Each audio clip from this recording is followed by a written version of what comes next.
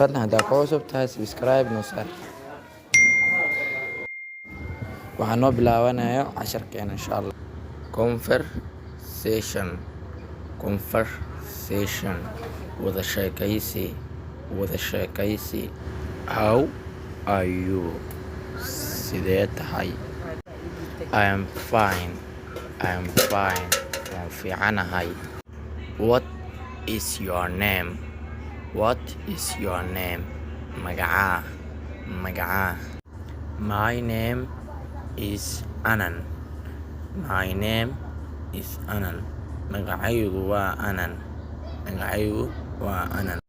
What is your job? waa maxay shaqadaada? I am student. waxaan nahay